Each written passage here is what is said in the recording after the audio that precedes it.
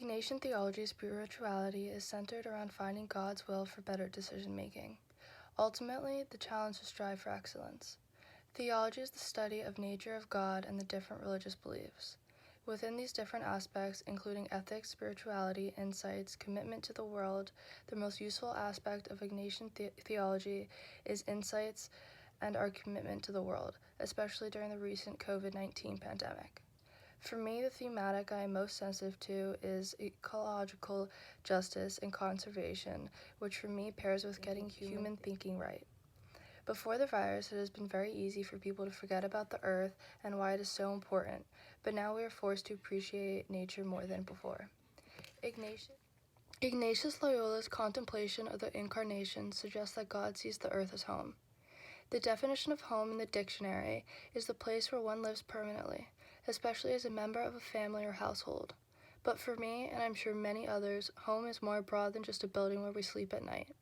Just as often believe society's religion, I feel anything or anyone could be our home if we treat that thing or person with care, support, acceptance, and love. Laudato Si is a theologian who believes the earth is our common home, in that we humans, as a human family, must come together to better our earth. As COVID-19 escalated, there's a sudden concentration about the environment and the need to protect nature, while the concern for what is happening to our planet is escalating. This raises the question of what is not at home right now.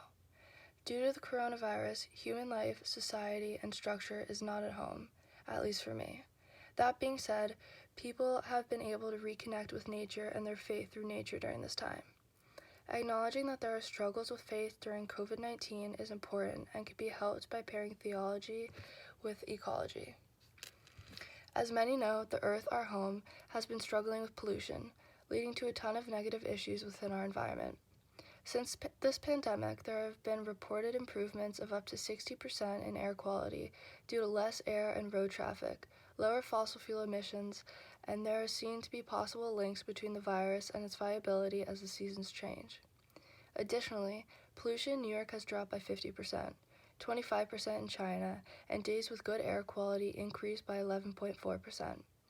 As the pandemic excels more and more, news about the ways COVID is helping our common home heal has been shared.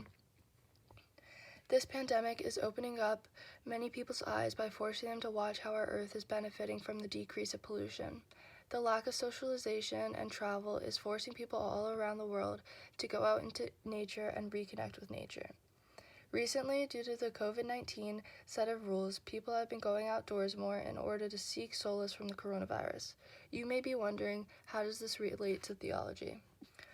Laudato Si talks about how God created the earth for humans and other beings, forcing us to realize we should be treating nature with respect, more respect than we have before, and unfortunately, this is a new concept to many.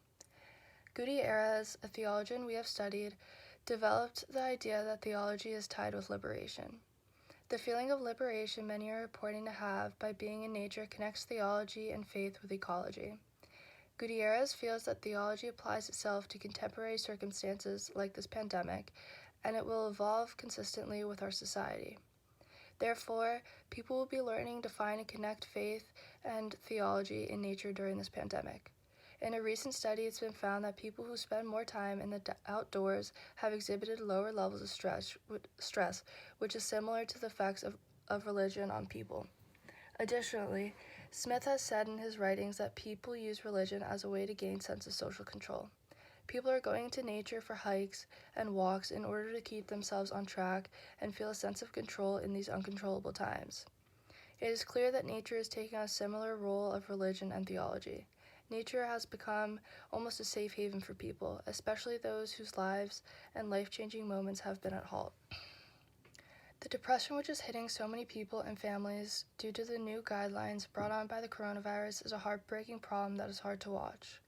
All around the world, schools are closing and people are missing out on some of the best moments of their life, like graduating from high school, college, or really any grade. Kids are missing out on the moments that they would always keep in their hearts, like senior prom, school dances, and overall socialization.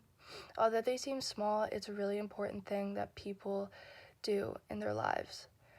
People are postponing their weddings. New mothers are still unable to hold their babies that they had 2 weeks ago. Churches are being forced to have online sessions, making praying in that community feel different. Funerals are not in churches anymore and are not what they should be.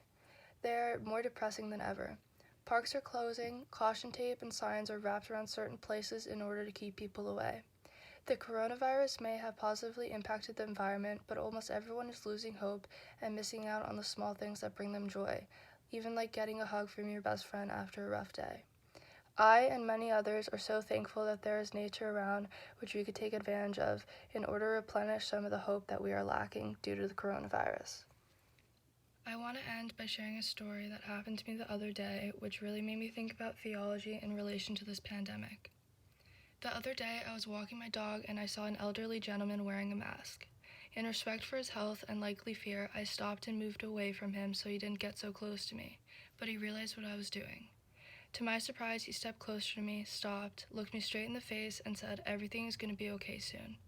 I began to cry and realized the virus, despite all the negativity, is forcing nearby communities to support and care for each other more than I imagined.